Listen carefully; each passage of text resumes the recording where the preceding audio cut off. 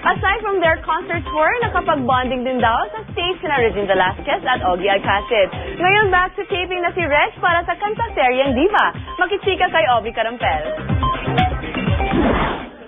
Isang araw lang nakapagpahinga si Regine Velasquez mula sa isang buwang concert tour sa Canada at Amerika kasama ang boyfriend niyang si Ogie Alcacid at sina Marian Rivera at Dingdong Dantes.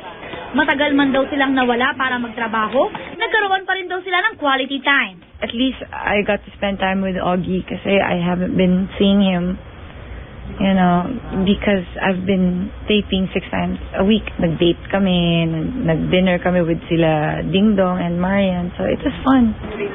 Balik taping na siya sa kantaseryeng Diva. Good news rin ang sumalubong kay Regine dahil #1 ang Diva sa primetime ratings.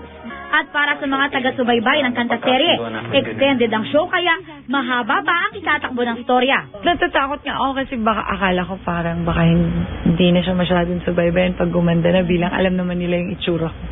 Pero natuwa naman ako na sinusubaybayan pa rin nila. Balik party Pilipinas na rin si Regine sa linggo, pero si Ogie umalis ulit patungong Australia. Nagbigay rin ng reaksyon si Regine tungkol sa bali-balitang nais daw bigyan ng posisyon si Ogie sa gobyerno ni President-elect Noynoy Aquino. Wala pa namang formal offer.